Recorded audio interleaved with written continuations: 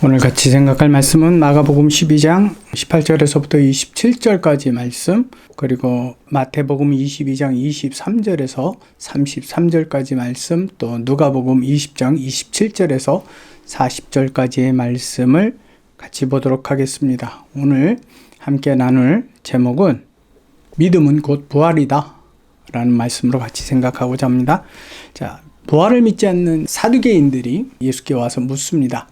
7형제가 있었는데 첫째가 결혼을 했고, 그 다음에 자식이 없이 죽어서 모두 막내까지 그 제일 큰 형의 아내를 형사 취수제로 해서 맞이하였는데, 만약에 예수님의 말씀대로 부활이 있다면 도대체 누구의 아내가 됩니까? 라고 질문을 합니다. 그때 예수께서 이렇게 대답을 하십니다. 마가복음 12장 24절에서 25절까지 말씀을 보면, 너희가 성경도 하나님의 능력도 알지 못함으로 오해함이 아니냐. 사람이 죽은 자 가운데서 살아날 때에는 장가도 아니가고 하늘에 있는 천사들과 같으니라. 27절에 보면 하나님은 죽은 자의 하나님이 아니요 산 자의 하나님이시라. 너희가 크게 오해하였도다 라는 말씀으로 대답을 하십니다. 부활이라고 하는 말은 곧 죽음에서 다시 일어난다라는 이야기입니다. 한편으로 본다면은 영원한 생명으로 이어갈 수도 있지만, 또 그때 당시에 그 상황으로 본다면 그저 육체가 죽었다가 다시 살아나는 사건으로 이해할 수도 있습니다. 가장 중요한 것은 오늘 질문을 한 이 사두개인들은 부활이나 천사를 전혀 믿지 않았다라는 것입니다.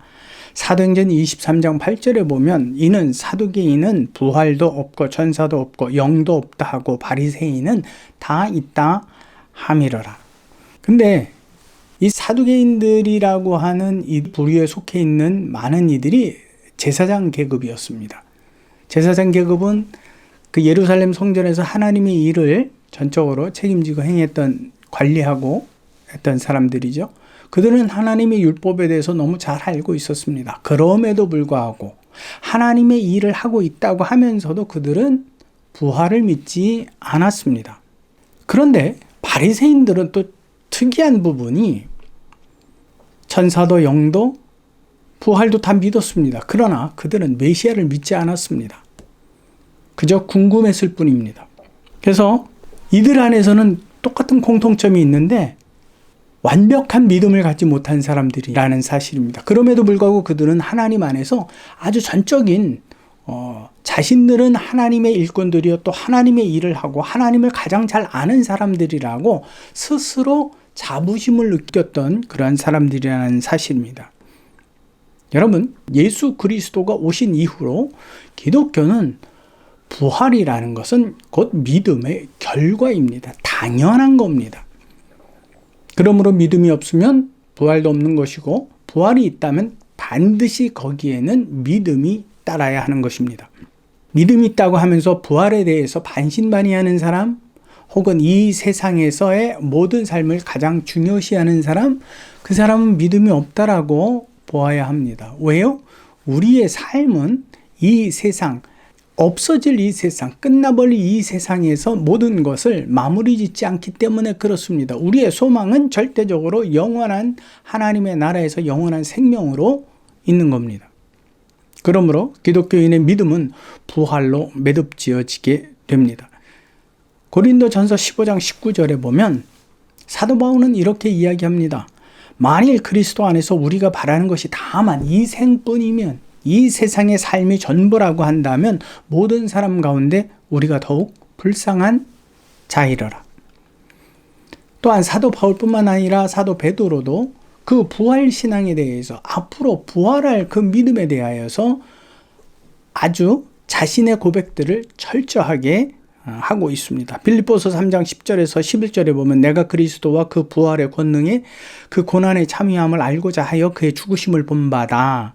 어떻게 해서든지 죽은 자 가운데서 부활에 이르려 하노라. 바울의 고백입니다. 또한 베드로전서 1장 3절에 보면 우리 주 예수 그리스도의 아버지 하나님을 찬송하리로다. 그의 많으신 긍휼대로 예수 그리스도를 죽은 자 가운데서 부활하게 하심으로 말미암아 우리를 거듭나게 하사 산 소망이 있게 하셨다. 부활, 믿음, 곧 산 소망을 가졌다라는 뜻입니다. 중요한 문제는 하나님의 제사장으로서 사명을 감당하는 사두개인들이나 율법을 유대인들에게 가르치는 바리새인들이나 그들 안에서는 가장 중요한 것, 하나님에 대한 믿음이 온전하지 않았다라는 겁니다. 그렇기 때문에 우리가 여기서 아주 눈여겨봐야 될 것이 하나님의 일을 하는 그러한 사두개인이나 또 바리새인들, 그들은 천국에 관한 관심, 부활에 관한 관심이 없었다라는 사실입니다. 알고는 있었고 인정은 했지만 자기 자신이 스스로 여기에 내 믿음의 결과는 반드시 부활로 드러나야만 한다라는 이 간절함이 없었다라는 겁니다. 하나님의 마지막은 무엇이 되겠죠? 심판입니다. 불로서 심판하시는. 그러므로 저는 여러분들에게 묻습니다. 제 자신에게도 묻습니다. 내게는 참으로 진정한 부활의 믿음, 부활의 소망, 영원한 생명에 대한 간절함이 있는가라는 겁니다. 2023년 마지막 시간을 보내고 있습니다. 곧 이제 2024년 새날이 다가옵니다. 우리는 그 새날을 무엇으로 시작하려 합니까?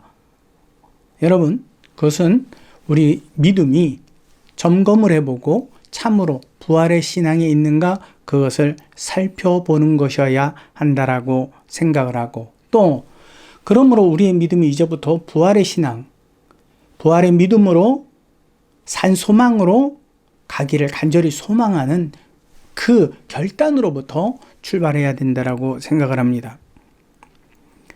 우리가 사도의 믿음을 본받는다면요, 이 세상에서가 아닌 하나님 안에서 예수 그리스도와 함께 영원히 거하는 그 부활의 믿음에 동참하는 것입니다.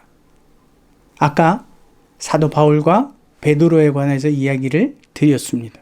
여러분, 제사장 아닙니다. 바리새인 아닙니다. 그렇다고 내가 이 땅에서 열심을 낸 열심당원 아닙니다.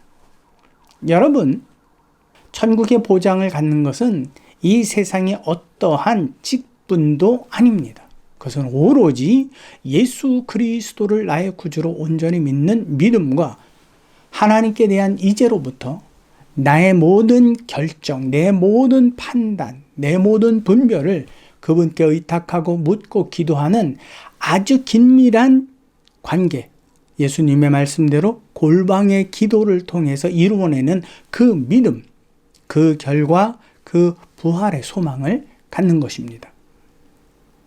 여러분들에게 예수 그리스도를 바르게 믿고 부활에 대한 절대적인 소망 안에서 2014년을 준비하시기를, 또 맞이하시기를 진심으로 소망합니다.